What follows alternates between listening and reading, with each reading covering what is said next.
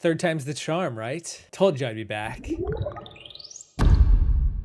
Ladies and gents, Aussies, Kiwis, South Africans, Internet, America. My name is Peridiam, and in an effort to chart the strangest, most bizarre moments from every Survivor auction, we are taking this video series to the next level. We are going international. Pack your bags, drink your chalky milk, or don't if you're already there and drinking it. How's that taste?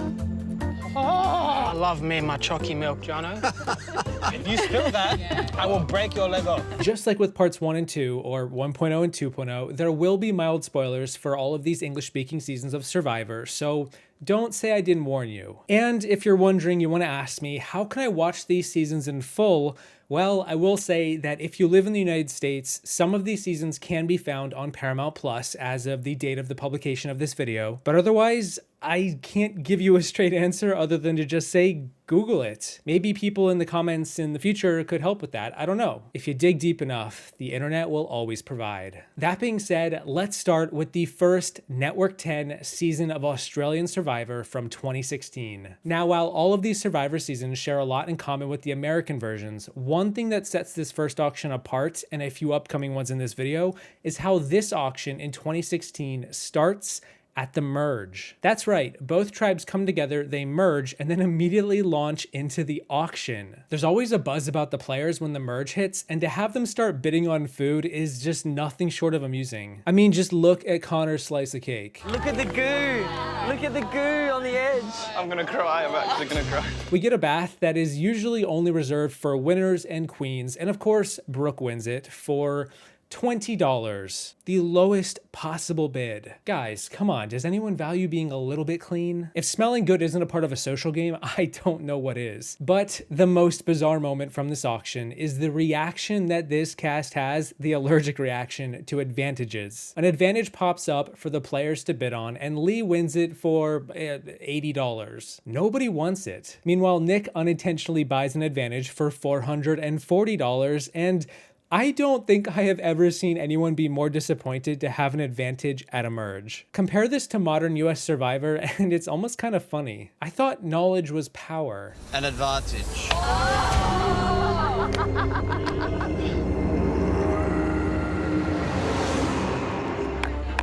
Nick, I'll have it if you don't want it. Let me think why I don't want an advantage in this game. I have a ticking time bomb in my bag.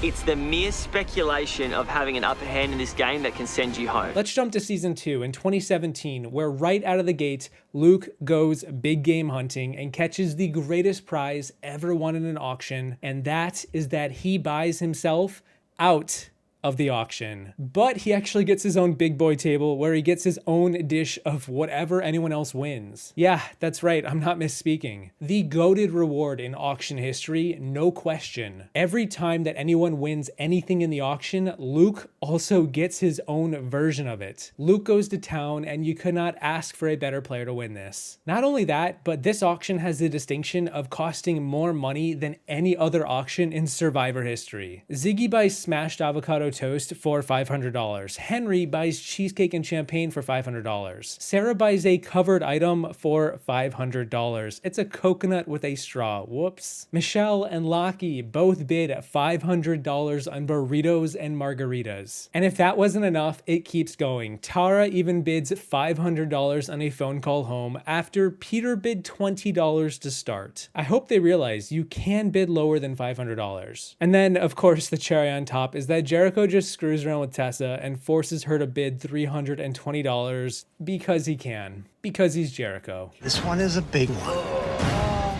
20 bucks. Well, she's gonna win, and that's just wretch of me.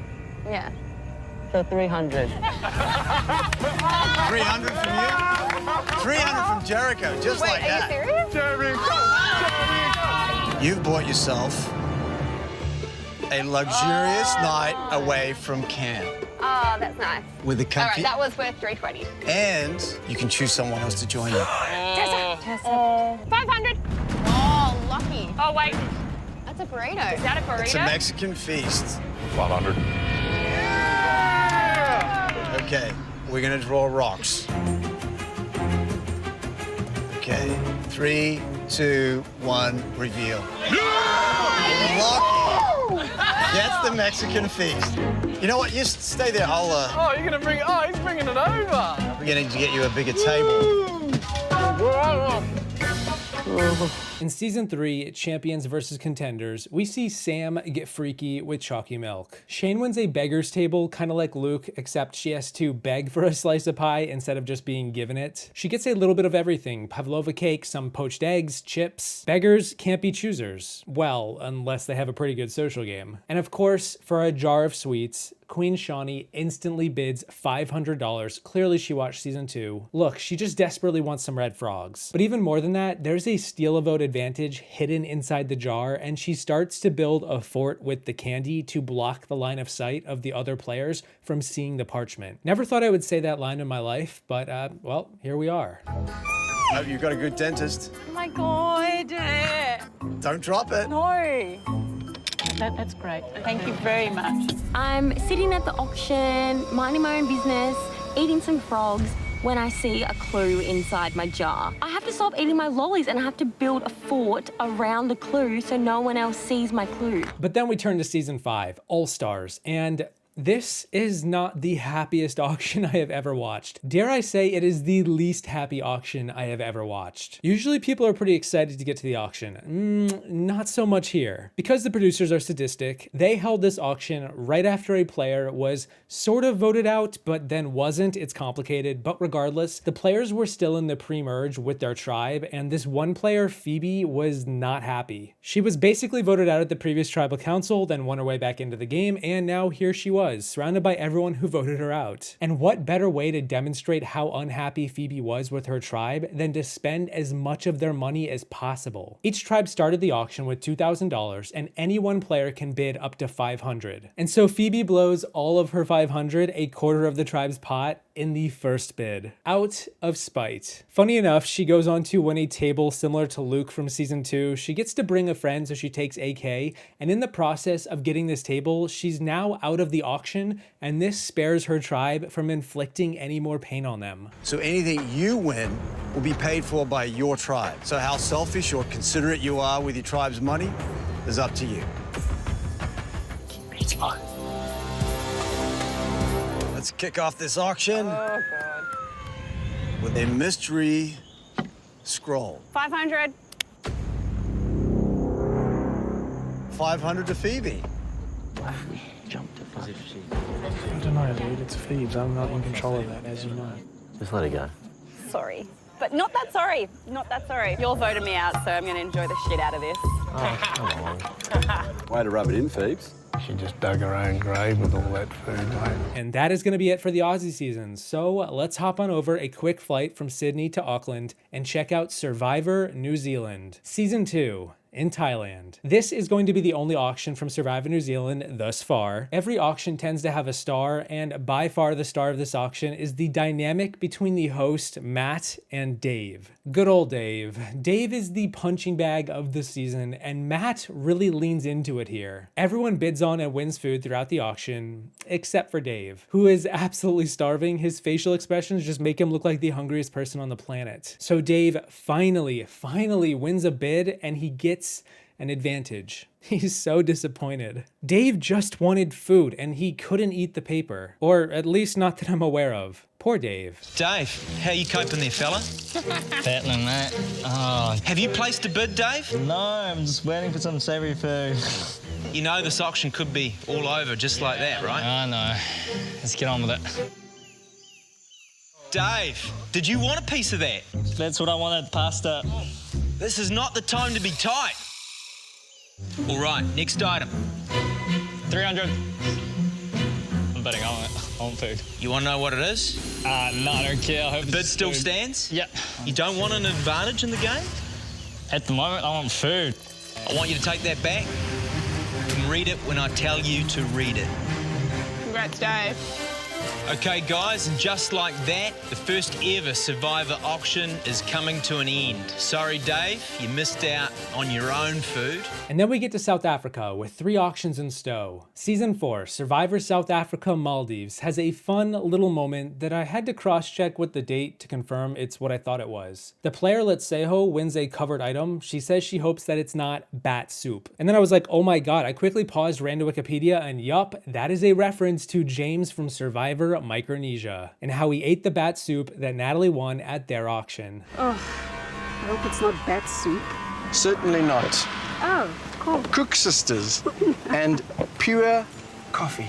But let's say who wins a food item I have never heard of. I had to Google a fair bit of South African food for these auctions, but now I kind of really want to try all of them. She won coffee and Cook Sisters, which is fried dough with honey. And not to suggest that's strange or bizarre, just that I've never heard of it, and I would love to know if anyone out there has ever had this and what they think of it. Also, we go from Letseho winning coffee to Allison winning a damn Volvo. Like, what the heck? That is an absolutely crazy reward for the auction. What a swing from one to the other. Take a closer look. Oh my, what is that? Looks like a Key. Volvo V60. Wow, Not only does it boast excellent road holding and driving dynamics, but also groundbreaking technology when it comes to safety. Proof again that there just is more to life with Volvo, right? Absolutely. And that's why you drive one. Thank you so much. All right, guys, I now declare this auction officially over. In Season 6, South Africa, Philippines, I actually gotta say, this is probably the tamest auction of the bunch, and for a minute, I actually had nothing to say about it whatsoever until I rewatched it in slow motion, and I had to point out that Jean wins fried chicken and fries, and then goes up and does this quick dance move she calls the chicken dance. But it's basically Beyonce's Single Ladies. For a season as cracked as South Africa 6, the most bizarre thing is how normal this cast behaves when they're given money and allowed to bid on stuff. 400. Sold to Jean for 400 pesos. Nicely done, girl. This is the chicken dance. He's so happy.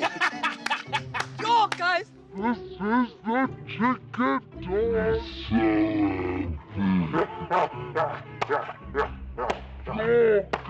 So let's Single Ladies our way over to Season 8, Immunity Island, where I first need to mention that instead of having the local currency to bid with, the players are now given a new currency called Nico's, named after the host of the show, Nico. Kind of like Props Bucks, he says it wasn't his idea, but he can't say he doesn't like it. And we get our next international bath and champagne reward, and nobody bids on it. Are you kidding me? First, we have Brooke in Australia, wins a bath for $20, and now not even the lowest amount is bid for this. It's a hot bubble bath. Do you know how many previous Survivor winners have bathed on national television? Regardless, Nicole then wins a beggar's plate, similar to Shane and Aussie Survivor, and because nobody bid on the bath, she is now given the bath for free. And while I won't spoil how well Nicole does on the season, I gotta say, she wins out at the auction. She gets a bath, she gets champagne, a little bit of everything. She even gets to send someone to Immunity Island, the main twist of the season. Likewise, I love how Nicole doesn't even beg for food despite winning the quote-unquote beggar's plate. She's supposed to ask the others if she can have a taste of their food after they win it, and they can say no. That could create some animosity. And instead, she just gets out of the bath and walks over and yoinks some off their trays. She doesn't even ask. Nobody really cares, but like, what are you gonna do? She's soapy royalty. Another South African food item came up, and I also had to look this one up. It's called vetkoek and curried mince. Vetkoek is deep fried bread dough with curry in the middle, and I would love to try it. South Africans, come to America. We deep fry everything here. Living my best life. Look at that. Hey. This is life. There we go, ma'am. Oh. Look at that. Yes, I'm literally in the palm seats here. Grab yourself a few. Awesome. Thanks, chappies. Appreciate it. Wow. Just okay. Nicole, literally leaving the bath to come and beg. The cheese. Are you dropping soap all over Anella's food? No.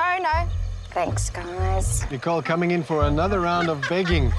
Covered in soap. Thank you. Some of the fish. No, thank you.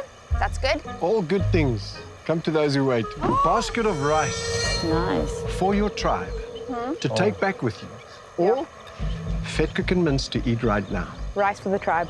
I'll be eating vetkoek and mince later on in the tub. What can I have? cab? Of course you can. Oh, please. Oh, Nicole's living. What was I thinking? I must say, you've got the first class seat today. Totally. 150 Nicos, you've got all this food. That's a bargain. Like my wife says, do you even know what 1 Nico is worth? And that's 8 more Survivor auctions for you. But if you thought I was done, oh no. We're just getting started, because over the span of this video series, I have been teaching myself how to speak every language around the world just to watch every international season of Survivor, just to cover even more auctions. And then I realized that is way too much work, and who am I kidding? I'm not that proactive. I'm way too lazy for this. And so, yeah, let's get to the last English-speaking auction that I could find, and that is from Season 1 of Survivor UK in Palau Tiga. It is the British version of Survivor in glorious 160p goodness. First, the players use a blowpipe to determine how many pounds they get, how much currency they get to bid at the auction, and this challenge appears really difficult. They stand so far away. The crazier part than that, though, is that 6 of the 8 players managed to stick a dart. I am legitimately surprised. Now, okay, I've never used a blowpipe, so maybe I'm just overestimating how difficult this looks, or the British are just really good at blowpipes. Before the auction starts, the players decide to hack the challenge by agreeing to let the first person to place a bid on any item win said item. Nobody will outbid anyone, and what's more, whoever wins an item has to share it with the rest of the tribe. Basically, taking out all the fun of the auction. This is a very disappointing auction. Well, guess what? This plan instantly falls apart when pizza is offered up in the first round. Charlotte really wanted chocolate all season, but she didn't stick her dart, so she doesn't have any money to bid on the chocolate bar. Zoe ends up winning the chocolate instead, and then later on in the auction, when a phone call home is offered up, she tries to use the chocolate as a bidding tool. She offers up 80 quid, her hat, a quarter of the chocolate bar, and a random stick that she found on the ground. But my favorite part of all of this is that after the auction ends, the tribe goes back to camp, and there is so much drama about it. Charlotte calls the tribe pathetic, fingers get pointed around the table. Zoe tells us that she could trust Charlotte as far as she could spit her, and Charlotte eats quite a lot of chocolate, so you could buy her soul for a bar of chocolate. Despite this scathing remark, I will just say that just like the chocolate bar, Zoe will end up eating those words come the finale. When we heard that there was going to be an auction, we all said, let's not play the game. Let's keep our money, and whoever bids for something, let's not push the bids up. And we all said we'd do that. So who will give me £20 for the pizza? Richard, give me £20. That's an early bid. Anyone bid higher than Richard? £20 for the pizza. I'll give you 30. The sensible thing seemed to do not to outbid each other, and we were all going to share. But for some strange reason, there was a couple of outbids, which I didn't really understand. I was flabbergasted at the end of it to see that they'd just gone completely against their word. I was very disappointed today because it was supposed to be a bit of fun, and it's completely tainted the day, really. I've really tried to be nice to Charlotte, and I thought she was a nice girl and everything, but quite frankly I wouldn't trust her as far as I could spit her, and she eats quite a lot of chocolate, so I couldn't spit her very far. That one reward has done more damage to the whole Sekutu tribe. And wow, that is it for every single English-speaking Survivor auction to date. 3 separate videos, a lot of bizarre, strange moments from a lot of people over the span of 25 different seasons. And you know, if there's one thing that I've learned from all of this, it's that food makes people do funny things. And you don't want to be there when the laughter stops. But even if you are, I just want to give a huge thank you to my patrons on the screen for all your support, for sharing your rewards with me on my beggar's plate. I would not be full without you. I hope you all enjoyed these videos, and don't forget, on your way out, you never know when those extra calories may come in handy in pursuit of a larger cash prize. And I will see you in the next one once I figure out the conversion rate for South African Nikos to US dollars. You just bought yourself out of this auction. Oh! But don't despair, because any item that is bid on in this auction, you will also receive. You have bought yourself a table for one. Baby! Woo! And Luke, of course. What? Come on up. He gets his own one? Yeah. Everything. There you go. This is amazing. Oh my Thank gosh. you. Luke, come on up. Yeah, boy. Look at that. No, look, it's a whole one. He's like, sorry, not sorry. An icy cold coconut. Yeah, I knew it. And a straw. It's not too bad. Shut up, Luke. You know what? You stay there. I'll. Oh, you're gonna bring. Oh, he's bringing it over. That's the Is that service? We're going to get you a bigger table. Luke, This is the most amazing day ever. a luxurious night away from camp. You can choose someone else to join you. Yeah, Michelle paid $500 for a rock today. Take Michelle. Luke, of course, is going to be joining you. Far out, I hit the jackpot today, baby. I got fed like a king. Hey, I got the phone call, all the food. Who's the king of the game right here?